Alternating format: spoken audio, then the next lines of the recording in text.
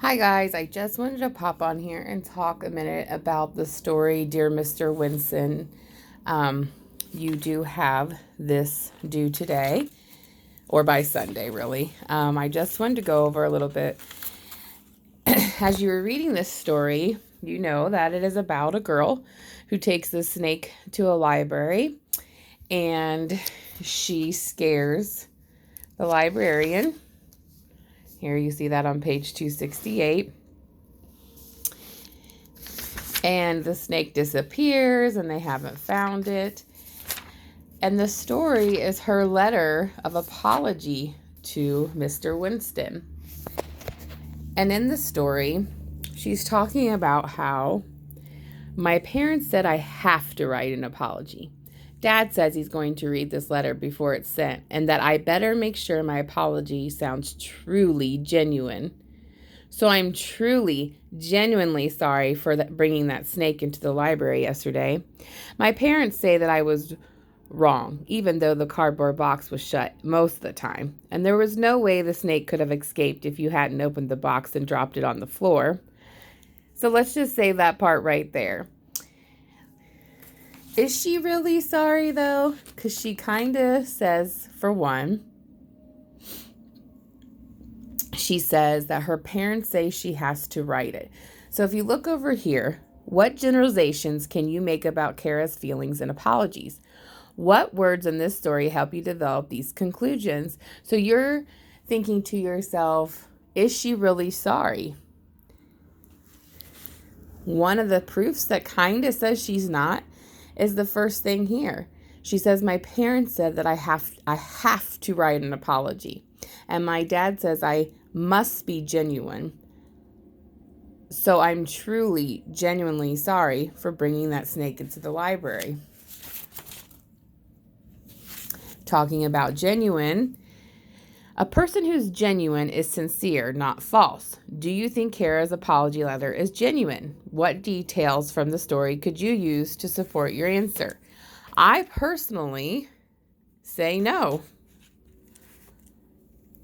Kara is not sorry. She's not being genuine. For one, some evidence of that is her parents.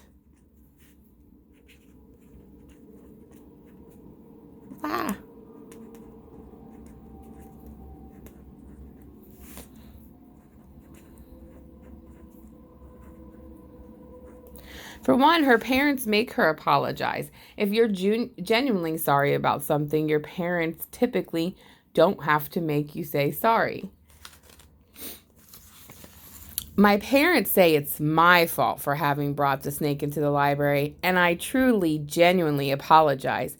But I still don't know how I was supposed to find out what kind of snake I had inside that box without bringing the snake right into the library. So I could look at pictures of snakes and then look at the snake and try to find a picture that matched this snake. So even though her parents are making her sorry, she kind of has a good excuse, but I want you to think about what she could have done instead of actually bringing the snake into the library. If we jump over to this question, what details can you find to describe the plot events? Where do the events of the story take place? Who are the characters? And I'm sorry this is shaky, guys. I'm working on trying to fix that, and it didn't work out for me to do the video last night. So hopefully this weekend I get that fixed, so any other videos where I can do work with you won't be so shaky. But we know the story mainly takes place in the library.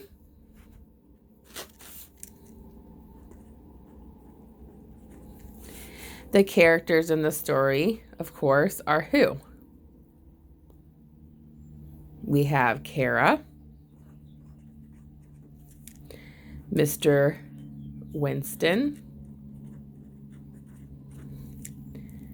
Kara's parents, and I would even say the snake is a character. So that question is pretty easy to answer. As we read the story, we're probably going to come up with some more details to support that her answer is not, or her letter is not a genuine apology. And you can see in the background by her parents' face, they seem concerned and worried as well.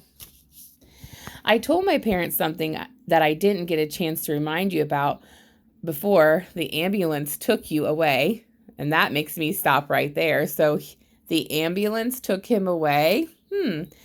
Right here in this picture, he's not in any distress. But if we turn the page, actually, I guess it's a couple pages.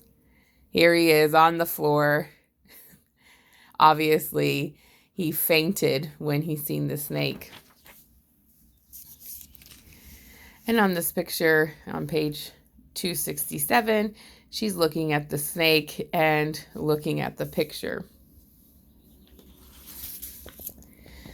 What can you infer about Kara? What details in her letter can you use to support your answer? And remember, infer means to use what you already know about something and then to take the information from the story and put those two things together to make a good guess or a good opinion about something. What can you say about Kara? What do you know about being sorry, genuinely sorry on your own, and what the story is telling you about Kara? So what can you infer about those things? And what in the story is the proof? Where are the details?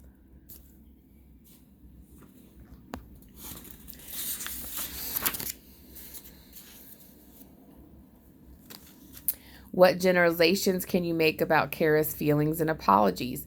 What words in the story help you develop these conclusions?